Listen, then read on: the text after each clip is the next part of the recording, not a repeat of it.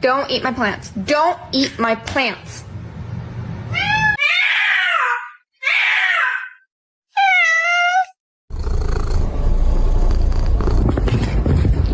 Squish. Otherwise, you're just gonna have enough height. Oh my word.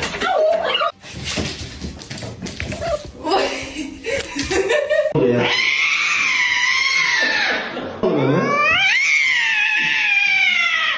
Not overeating, I know that. Look at